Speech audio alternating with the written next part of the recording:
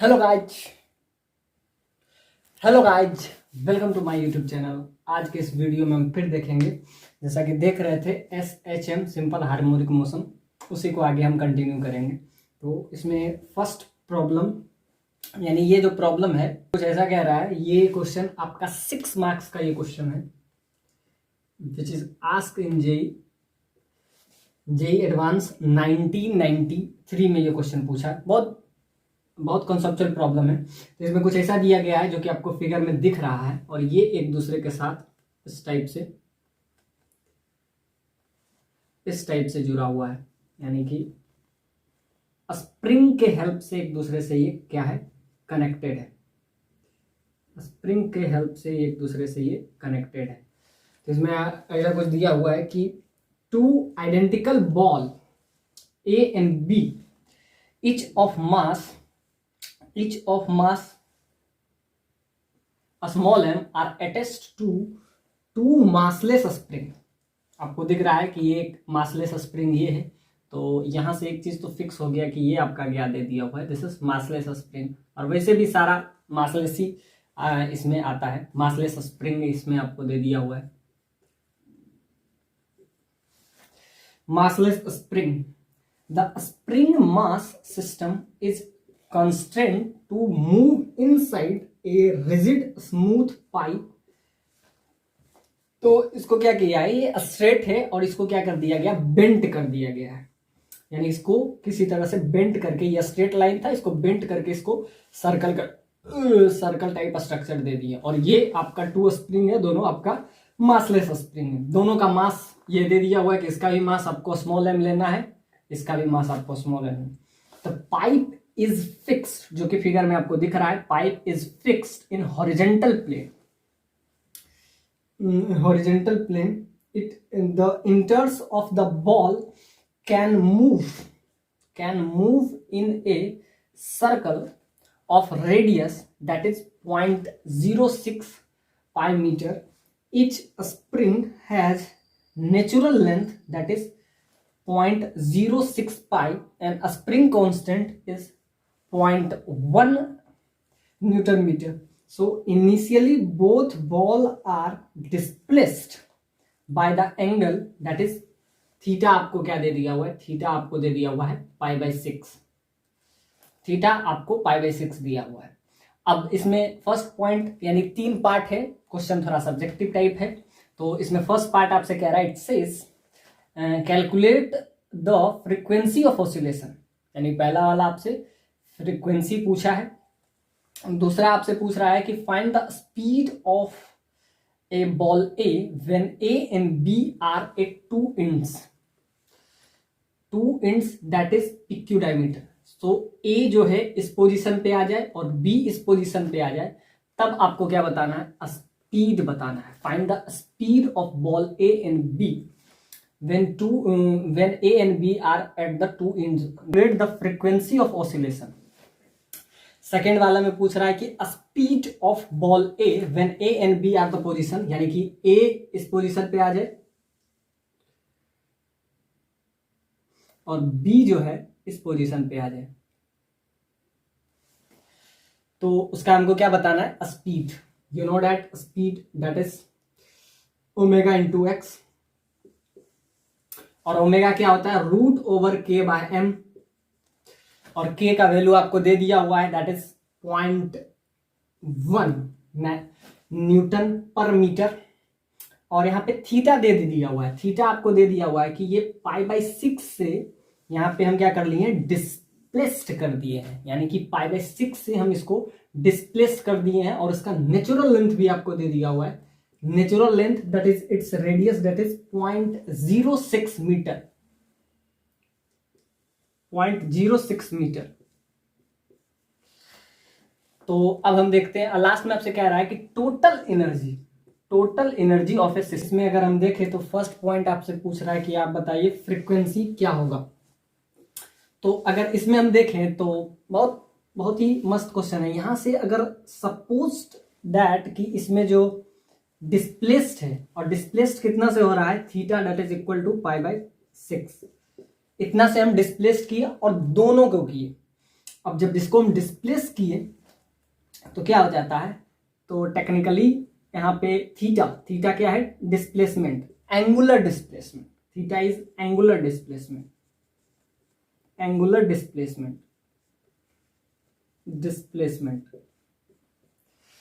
तो जैसा कि आपको पता है कि थीटा बराबर क्या होता है, L/R, और इसका रेडियस, सपोज दैट इसका रेडियस हम क्या ले लिए, इसका रेडियस कैपिटल R है और R का वैल्यू आपको क्या दिया हुआ है, दैट इज R 0.06 मीटर। तो जैसा कि आपको पता है कि थीटा बराबर L/R, थीटा, तो थीटा यहां पे आपका क्या है, π/6, that is equal to L/R। अब L क्या है, अब L ये लेंथ, टोटल लेंथ जो इसका है ये L लेंथ हुआ, तो theta that is equal to L बराबर थीटा इंटू आर, थीटा यहां पे है थीटा इंटू कैपिटल R। तो यहां से L का वैल्यू आपका आ गया π/6 इंटू कैपिटल R, तो ये आपका आ जाएगा थीटा बराबर L/R। और उसमें आपसे पूछ रहा है कि आप बताइए कि उसका फ्रीक्वेंसी क्या होगा, find the frequency of oscillation. तो जब यहां से हम निकालेंगे तो आपको पता है कि फ्रीक्वेंसी के लिए एंगुलर फ्रीक्वेंसी या ओमेगा यहां पे क्या हो जाता है, ओमेगा यहां पे एंगुलर वेलोसिटी नहीं होता है, दिस इज एंगुलर फ्रीक्वेंसी, आप जो भी आप समझिए, ये आपका है एंगुलर फ्रीक्वेंसी, और यही आपसे पूछा है। अब ध्यान से देखिए, अब जब ये डिस्प्लेस करेगा, क्योंकि ये दो अलग अलग, यानी कि ध्यान से देखिए इसका स्ट्रक्चर कैसे हो सकता था, आप ऐसा भी इसका स्ट्रक्चर हो सकता था कि ये एक ऑब्जेक्ट है, ये एक स्प्रिंग से इस टाइप से कनेक्टेड रहे, और जिसका spring constant suppose to be K है, it's suppose to be K है, तो यहां से क्या हो जाता है, इस पे जो फोर्स लगता है वो क्या लगता है, सिंपली के, और इसके दोनों साइड लगे हुए हैं इस टाइप से, तो इधर भी स्प्रिंग है जिसका स्प्रिंग कांस्टेंट आपका क्या है, के है। तो ध्यान से देखिए, ये अगर आगे गया, सपोज दैट ये अगर आगे शिफ्ट हुआ, एक्स से ये आगे शिफ्ट हुआ, इस क्वेश्चन को समझिए, बस यही कंसेप्ट इसमें सबसे इंपॉर्टेंट है कि एक्स से अगर ये डिस्प्लेस किया, सपोज दैट ये इस पोजीशन पे गया, तो क्या होगा, एक्स से डिस्प्लेस किया तो इस पे फोर्स लगेगा के एक्स। अब ध्यान से देखिए, ये कंप्रेस्ड किया, एग्जैक्टली इसमें इलोंगेशन हो जाएगा, तो इसमें अगर कंप्रेशन सपोज टू एक्स हुआ और इसको और सर्कल बनाया गया है, इसीलिए इस क्वेश्चन को फ्रेम करने में बहुत कंसेप्ट यूज किया गया कि अगर इस पोजीशन पे रहता, स्ट्रेट लाइन रहता, तो ये क्वेश्चन बहुत आसान था कि आपको कंप्रेशन हुआ कि एक्स, अगर इसमें कंप्रेशन हुआ तो इसमें, क्योंकि दोनों एक दूसरे से मतलब एक कांस्टेंट रिलेशन है दोनों का, कि एक में अगर कंप्रेशन हुआ और एक में जितना से कंप्रेशन होगा उतना ही दूसरे में क्या हो जाएगा, इलोंगेशन होगा। दोनों अगर इस पोजीशन पे, अगर ये स्ट्रेट लाइन होता, अगर ये सर्कुलर पाथ में ये स्प्रिंग इस टाइप से कांस्टेंट रिलेशन नहीं होता, इस टाइप से रहता स्ट्रेट लाइन में, तो अगर के एक्स में कंप्रेशन हुआ तो इसमें क्या हो जाएगा, के एक्स से ही क्या हो जाएगा, इलोंगेशन आ जाएगा, इलोंगेशन आ जाएगा। लेकिन ये स्ट्रेट लाइन नहीं है, ये आपको सर्कुलर में इस टाइप से दिया हुआ है, तो सर्कुलर में अगर दे दिया हुआ है, इट मीन्स कि अगर ये एक्स से, अगर ये डिस्प्लेस किया, अगर ये एक्स से डिस्प्लेस किया, आगे गया, तो इसमें क्या हो जाएगा, इसमें हो जाएगा कंप्रेशन, एक में हो जाएगा कंप्रेशन, कंप्रेशन, और दूसरा में एग्जैक्टली एक्स से क्या हो जाएगा, इसमें इलोंगेशन, क्योंकि दोनों से जुड़ा हुआ है। इधर एक स्प्रिंग है, जिस मासलेस स्प्रिंग है जो कि आपको दिया हुआ है, तो एक में जितना से कंप्रेशन होगा दूसरा में उतना ही से क्या हो जाएगा, इलोंगेशन हो जाएगा। एग्जैक्टली यही इस क्वेश्चन का पॉइंट था। अगर ये इस वे में रहता, यानी कि straight line, if it is a straight line, so this is के एक्स, दिस इज ऑल्सो के x, this is compression, exactly this is elongation. तो इसमें अगर कंप्रेशन है तो इसमें क्या हो जाएगा, इलोंगेशन हो जाएगा। लेकिन इसी क्वेश्चन को इस टाइप से फ्रेम कर दिया गया है सर्कल, तो सर्कल में ये गेम थोड़ा और ट्विस्टेड हो जाएगा, क्योंकि के एक्स से इसमें इलोंगेशन हुआ, अब ये एक्स से आगे जाएगा तो ये आगे जाएगा, और ये आगे जाएगा तो एग्जैक्टली ये भी तो आगे आएगा, अगर ये सिंपली स्ट्रेट लाइन होता तो क्या हो जाता कि 2kx, एक का कंप्रेशन हुआ kx से एलोंगेशन, यानी कि यहाँ पे 2k हो जाता और x क्या हुआ कंप्रेशन, तो यहां से डायरेक्ट हो जाता। लेकिन ये स्ट्रेट लाइन नहीं है, इसको और ट्विस्ट करके सर्कल बना दिया गया। तो सर्कल में अगर ये x आगे जाएगा सो kx अगर कंप्रेशन है, इसमें अगर कंप्रेशन है अगर इस वाले में, तो इसमें वही तो इलोंगेशन हो जाएगा kx से। तो एक मास के लिए तो 2kx, और इसीलिए इसको सर्कल में बना दिया गया। अब ये अगर कंप्रेस होगा तो ये आगे भी तो जाएगा, क्योंकि टोटल जो लेंथ है, टोटल लेंथ तो कांस्टेंट ही रहेगा। Total length will be constant, will be constant. Total length तो कांस्टेंट है। अगर x से ये कंप्रेस्ड हुआ तो ये x से इलोंगेट भी तो होगा, तो kx इसका kx इसका। अब ये ध्यान से देखिए, अगर ये कंप्रेशन हुआ तो ये आगे भी तो जाएगा, और ये जब आगे जाएगा तो ये इस पे फोर्स लगाएगा, तो इसमें भी तो क्या हो जाएगा, ये भी कंप्रेशन हो जाएगा, यहां भी kx। और इसमें अगर कंप्रेशन हुआ तो क्या हो जाएगा, ये आगे जाएगा और आगे जाएगा तो इसमें क्या हो जाएगा इलोंगेशन। तो क्या kx plus kx constant relation है, कांस्टेंट रिलेशन है, तो ये kx और जितना इलोंगेशन होगा एग्जैक्टली उतना ही कंप्रेशन भी हो जाएगा। तो एक का 2x अगर टोटल निकालें, इसीलिए इसको स्ट्रेट लाइन में अगर रहता तो क्या होता, एक में कंप्रेशन दूसरा में इलोंगेशन, सिंपली ये क्वेश्चन 2x हो जाता, यानी कि fx बराबर 2x हो जाता, यानी 2k हो जाता। लेकिन इसको सर्कल में डाला गया है, तो अगर ये सर्कल में डाला है तो ये सिंपली 2x नहीं हो जाता है, ये आपका क्या हो जाएगा 4x हो जाएगा, क्योंकि जितना इसमें कंप्रेशन होगा एग्जैक्टली ये कंप्रेस हुआ तो ये भी कंप्रेस होगा, जिसमें इसमें कंप्रेशन हुआ तो इसमें भी कंप्रेशन हुआ, kx तो इसमें अगर कंप्रेशन हुआ तो ये आगे जाएगा, फिर ये इलोंगेट करेगा। तो ध्यान से देखिए kx 2kx plus 2kx that is 4kx। इसीलिए इसको इस टाइप से बेंट किया गया है, यानी पहले ये था स्ट्रेट लाइन, अब इसको बेंट करके सर्कुलर में लाया गया है। तब आपसे पूछ रहा है, it says calculate the frequency of oscillation. और सेकेंड वाले में पूछा कि find the speed of ball. तो अब बात समझ में आ गई कि इसको सर्कुलर में बेंट क्यों किया गया, क्योंकि ये kx plus kx that is 4kx। तो अब ये क्वेश्चन आसान हो गया, जैसे कि आपको पता है कि थीटा बराबर l/a होता है। तो अगर हम निकालें कि ये पॉइंट, इस पॉइंट के अबाउट टॉर्क निकालते हैं, अब ये क्वेश्चन आसान हो गया, बस यही इस क्वेश्चन में समझना, आसानी से निकाल लेंगे। तो फ्रीक्वेंसी के लिए ये सबसे इंपॉर्टेंट थी चीज था कि अगर ये स्ट्रेट लाइन में होता तो सिंपली 2kx हो जाता, लेकिन इसको बेंट करके सर्कुलर टाइप इसको फ्रेम किया गया है। तो यहाँ पे इसका kx और इसका kx तो टोटल कितना हो जाएगा। तो अगर हम बात करें कि torque at the point, torque at point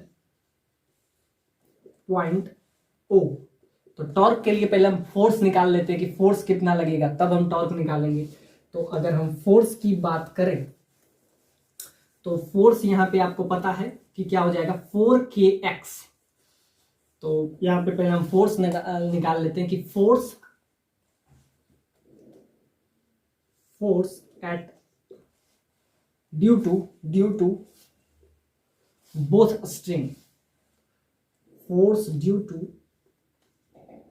both massless spring,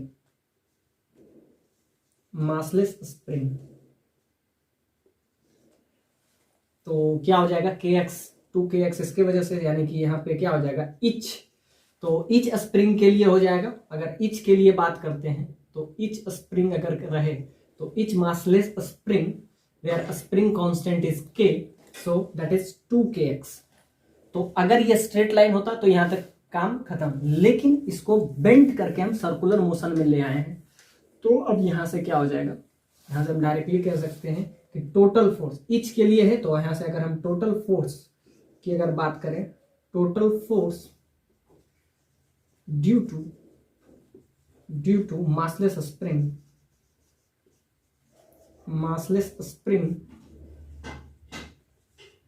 that is equal to 4kx। अब बात अगर टॉर्क की करें तो यहां से टॉर्क का भी वैल्यू आपका आ जाएगा कि अगर निकालें कि torque at the point O, torque at point O तो क्या हो जाता है, टॉर्क होता है फोर्स इनटू परपेंडिकुलर डिस्टेंस।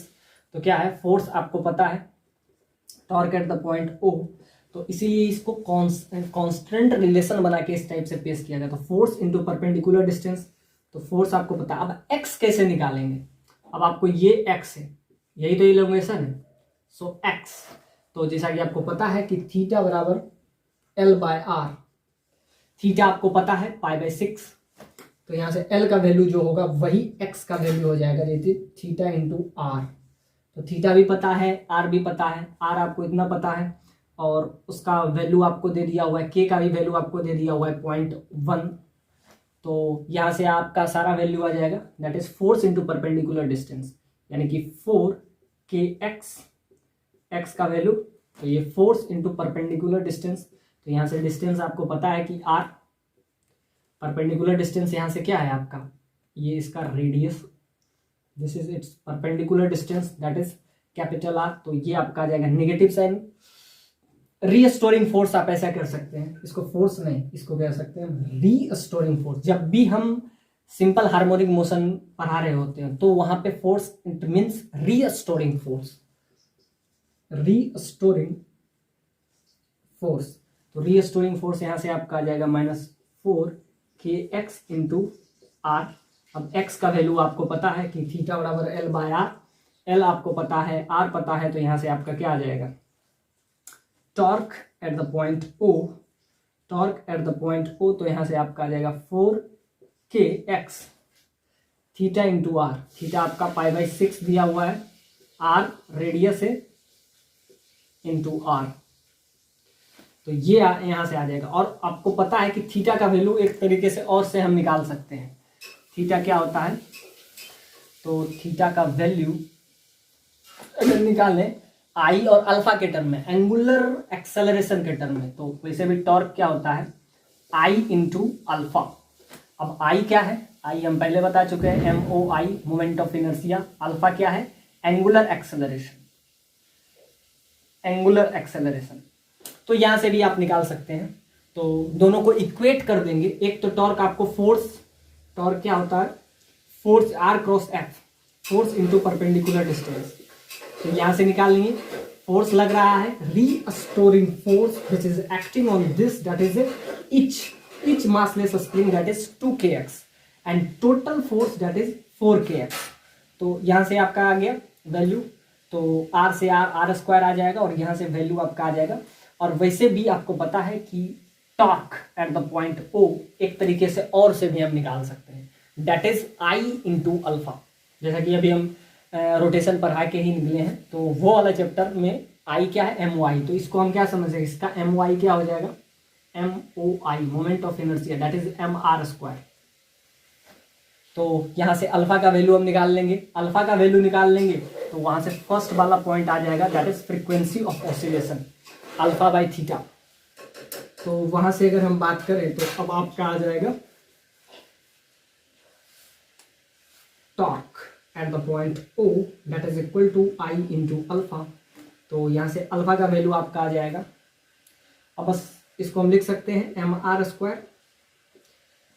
जब भी पॉइंट ऑब्जेक्ट रहे, पॉइंट ऑब्जेक्ट, इसको आप पॉइंट ऑब्जेक्ट की तरह ट्रीट करें तो उसका MOI सिंपली mr स्क्वायर आ जाता है, और ये आपका अल्फा है।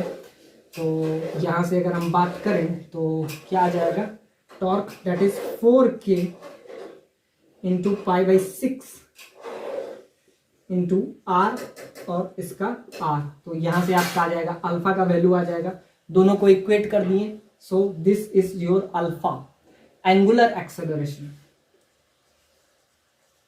Angular acceleration. तो यहां से r स्क्वायर कैंसिल, तो यहां से अल्फा का वैल्यू आ जाएगा, तो अल्फा का वैल्यू आ जाएगा और वहां से हम क्या कर लेंगे, वैल्यू वन निकाल लेंगे इसका, angular frequency, that is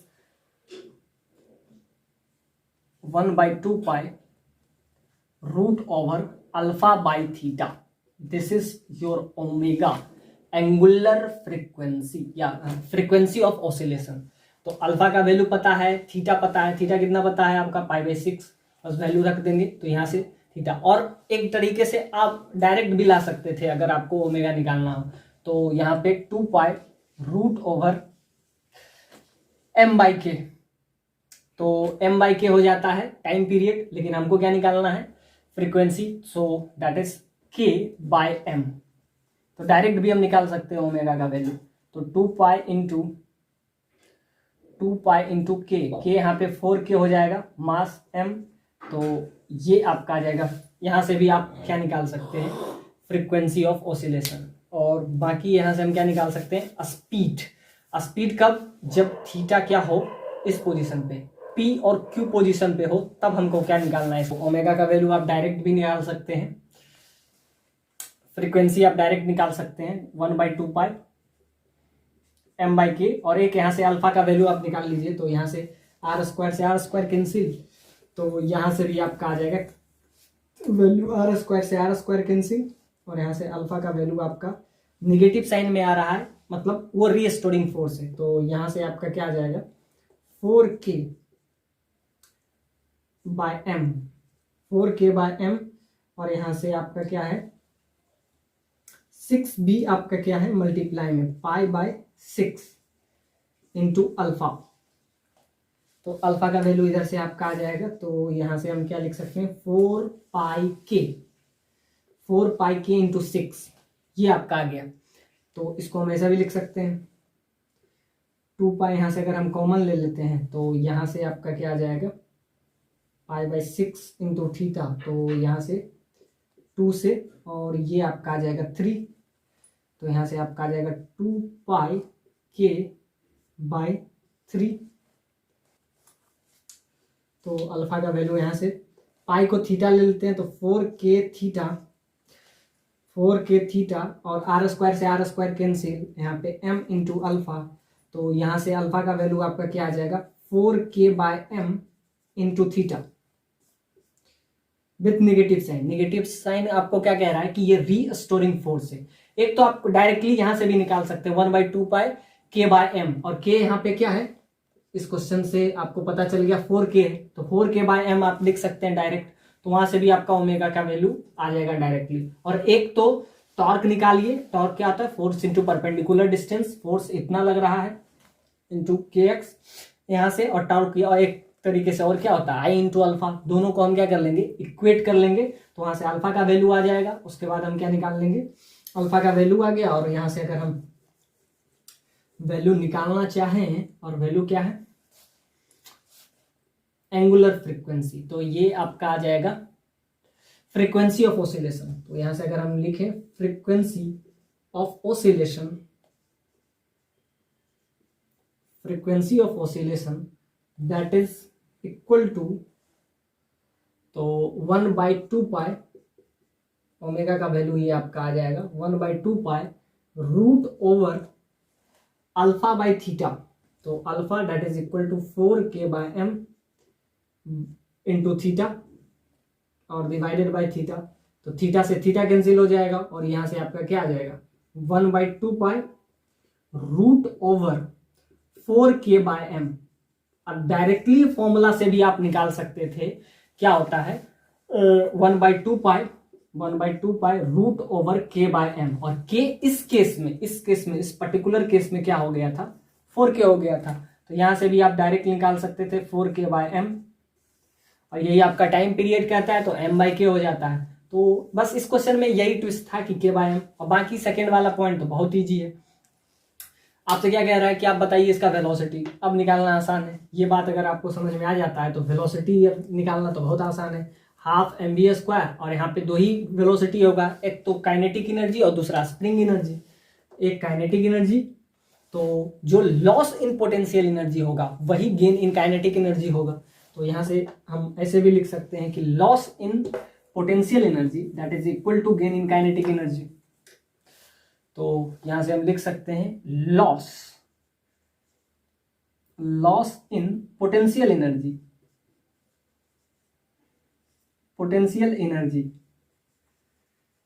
that is equal to gain gain in kinetic energy,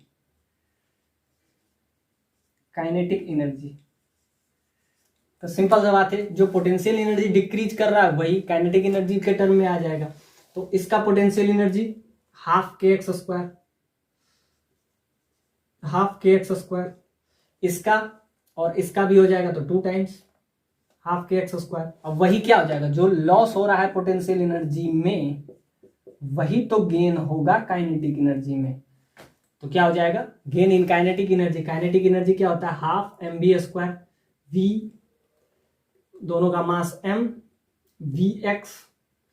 suppose that इसका जो एवरेज वेलोसिटी ले लेते हैं, वी एवरेज, वी स्क्वायर, और इसका भी तो 2 टाइम्स हो जाएगा, तो 2 से 2 अपने आप कैंसिल हो जाएगा। तो यहां से आपका क्या आ जाएगा। और बेसिक ये क्वेश्चन रहा, मेन क्वेश्चन में यही समझना था कि के होगा कि 2a। अगर ये स्ट्रेट लाइन रहता तो सिंपली 2k हो जाता, लेकिन यहाँ पे 4k है, तो आप डायरेक्टली लिख सकते थे 1/2 रूट ओवर k/m, और k क्या हो गया था 4k। तो आप टॉर्क वॉर्क वाला लगा भी सकते हैं, नहीं तो आप डायरेक्टली भी आ सकते हैं। तो डायरेक्टली आप एक लाइन में भी आप यहाँ तक पहुंच सकते थे, 4k/m, थीटा कैंसिल जो ये हुआ, आप डायरेक्टली यहाँ पे भी आ सकते थे। और ये क्वेश्चन तो बहुत आसान है कि हाफ के एक्स स्क्वायर, यानी जो पोटेंशियल एनर्जी है वही तो काइनेटिक एनर्जी में कन्वर्ट हो जाएगा। हाफ के एक्स स्क्वायर ये आपका स्प्रिंग एनर्जी होता है, दिस इज स्प्रिंग एनर्जी। इसका 2 टाइम्स कर लेंगे, that is half M V square, V average का स्क्वायर, ये भी आपका 2 टाइम्स हो जाएगा, तो 2 से 2 कैंसिल। तो यहां से अब ध्यान से देखिए, के क्या लिखेंगे, के यहां पे हो जाएगा 4k, तो हाफ इंटू 4k x। अब x क्या लेंगे, x तब पूछ रहा है जब ये PQ पोजीशन पे रहे, यानी कि जब ये इस पोजीशन पे आ जाए तो x का वैल्यू क्या होता है। और x का वैल्यू हम अभी बताए थे r इंटू थीटा। तो जब इस पोजीशन पे रहेगा तब इसका रेडियस ये डायमेट्रिकली डायमीटर के पॉइंट पे आ गया, तो डायमीटर का क्या होता है, r नहीं हो जाएगा, ये आपका 2r इंटू थीटा हो जाएगा। तो यहां पे क्या लिख देंगे, 2r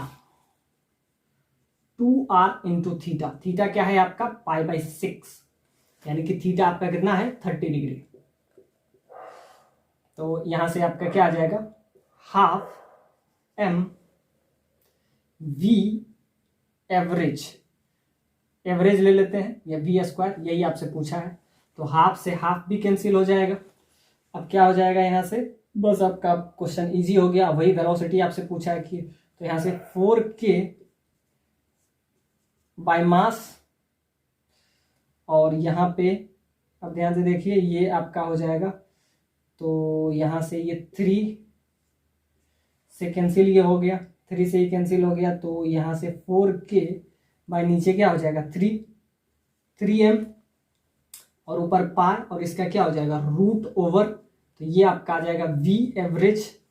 अब k का वैल्यू अगर इसमें हम पुट कर देते हैं तो यहां से आपका क्या आ जाएगा, वेलोसिटी v एवरेज भी आ जाएगा, कि जो स्प्रिंग एनर्जी में पोटेंशियल का लॉस हो रहा है वही काइनेटिक एनर्जी में क्या हो जाएगा, गेन हो जाएगा। अब ये क्वेश्चन बहुत आसान हो गया। तो यहां से हाफ से 2 से 2 कैंसिल, हाफ से हाफ कैंसिल, यहाँ पे आपका क्या हो जाएगा 4k divided by its mass, और यहाँ पे π/6 है, तो ये क्या हो जाएगा, तो यहां से आपका जाता है r इंटू π/3, इसका रूट कर देंगे, ये आपका आ जाएगा v एवरेज।